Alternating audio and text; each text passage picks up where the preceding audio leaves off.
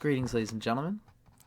We're continuing our reading of Light on Life, an introduction to the Astrology of India. This episode is going to be a reading of the foreword given by one Dr. Vasant Lad, written in August, the director of the Ayurvedic Institute of New Mexico in the United States. That's who wrote this foreword. He's an important figure himself in the building up of the large Vedic astrology community that has been building since the early 90s around the New Mexico and Sedona area.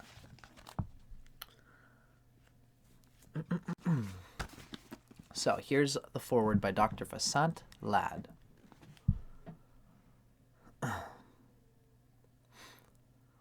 Jyotish is a Sanskrit term derived from two roots. Jyoti, which means light, and Ishta, which means Lord or God, or consciousness.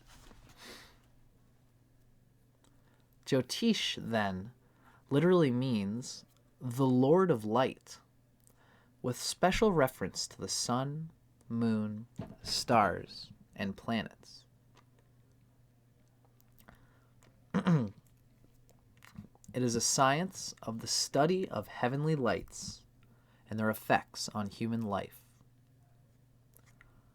Atma Jyoti Parama Dhamma means that Atma, the soul, or pure awareness, is also the light, and that one should seek to attain that light of life with the help of Jyotish.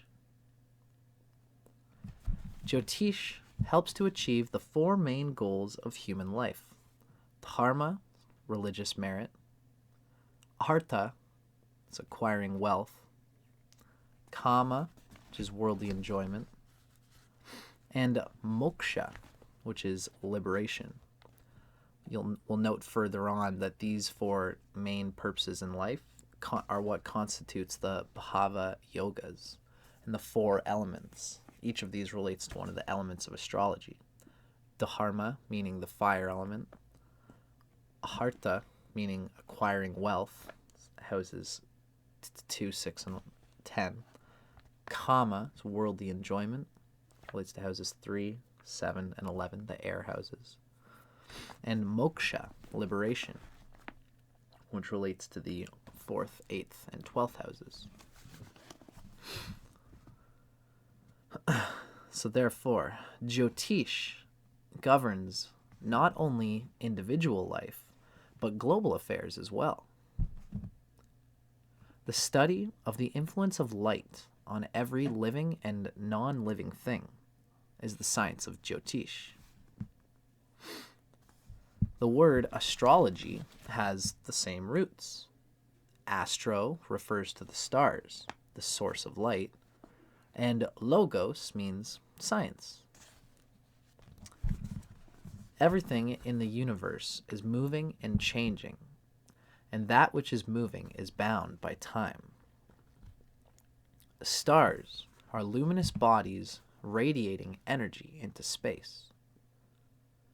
The rays of light, then, come from the stars and planets, which we are surrounded by. The rays of light come from the stars and planets, which are surrounded by their own magnetic and gravitational fields, influencing this light. The earth then receives this light. According to ancient Jyotish Shastra, or scriptures, Saturn is the most distant planetary body influencing the earth, and the moon is the nearest. Of course, this is ancient Sanskrit at the time when there was no telescopes invented, so the patrons of Jyotish were not aware of the outer planets of Western astrology. It's Uranus, Neptune, and Pluto. But there is still a reason why Jyotish still considered Saturn as the final planet regarding the earth chakras, regarding the zodiac as well, as we're going to find out later in the book. The sun is considered the soul of our solar system. These light energies coming from the sun, moon, planets, and stars all separately influence the physical, environmental, mental, and spiritual status of all beings. This light also affects the dark recesses of the distant future. Just consider the fact that the light from many stars began its journey millions of years ago. The ancient science of Jyotish uses accurate mathematical calculations to determine the position, past, present, and future, of the heavenly bodies in order to foretell the future of individuals and the fate of nations, empires, kingdoms, wars, revolutions, and other terrestrial events. Jyotish believes that man is a creation of the cosmos. From the Ayurvedic standpoint, every human being has a unique body type called prakriti. I actually read this in the book here as prakruti. It must be a different conjugation that I'm used to. So, every human has a unique body type called prakruti in Ayurveda. Jyotish also believes that everyone has a unique planetary constitution. This combination governs the entire psychosomatic makeup of an individual. The unique combination of every individual depends entirely upon the specific time and place of their physical birth. So it's very important to check in the Kundali, the astrological chart, for personal compatibility before marriage in order to bring clarity, communication, and success in marital life. People should plan well in advance for conception, for building a house, or beginning any auspicious work according to the most favorable planetary positions. Just as imbalance of bodily dosha causes disease, dosha being an Ayurvedic term relating to the elements of the body, just as imbalance of bodily dosha causes disease, likewise, the undesirable effect of certain planets can become a causative factor in ill health. According to Ayurveda, every individual has 7 bodily tissues, and according to Jyotish, they are influenced by the different planets. For instance, the sun influences consciousness and the eyes.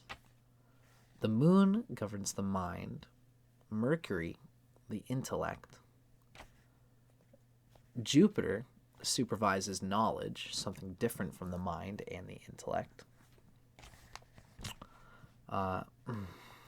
Just for my own rendition of what's being said here is that I'd say the moon is the mind, the basic reactive personality, which has a personality in which understands and identifies and conceives of its own intellect and the world in a certain way. Mercury is the intellect itself, the capacity of the mind to swiftly organize, condense, hold, transmute the knowledge perceived and held, the knowledge through Jupiter, perceived and held by the identity of the moon. Mercury is the middle of those. So Mercury is our intelligence and capacity to deal with data.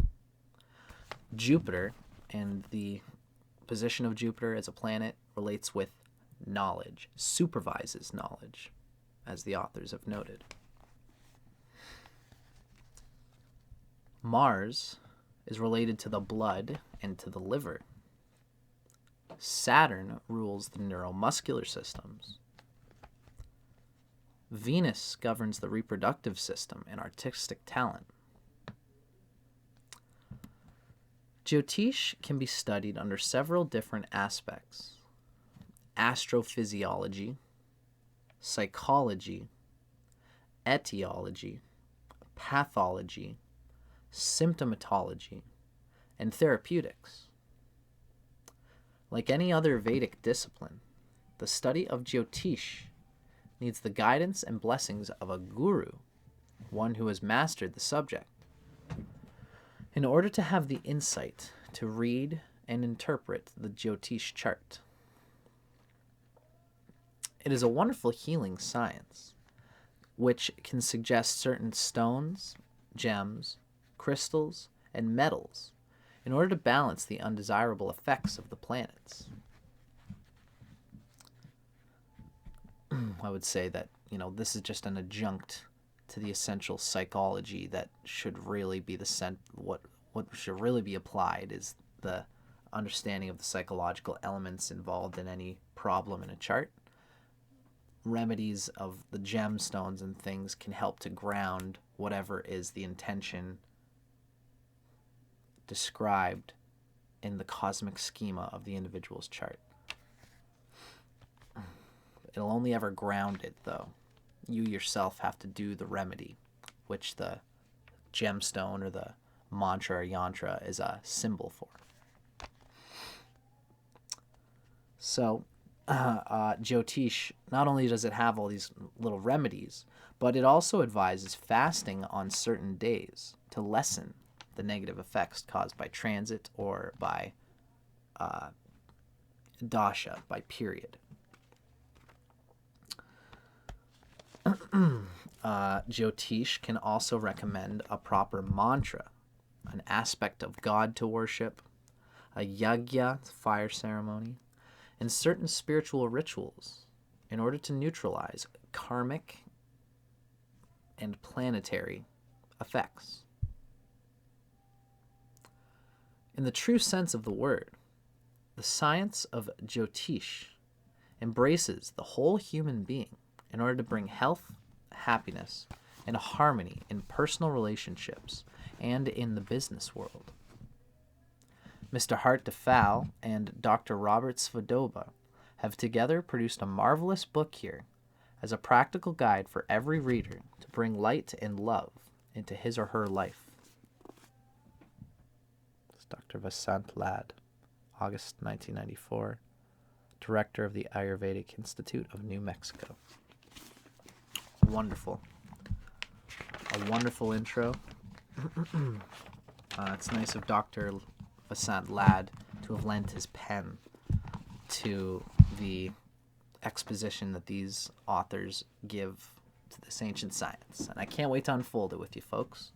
That was our dedications and our foreword to the text here in this video. Now in the next video, stay tuned, because coming up we are going to go through the official introduction for this, which is in itself an introduction to the Astrology of India.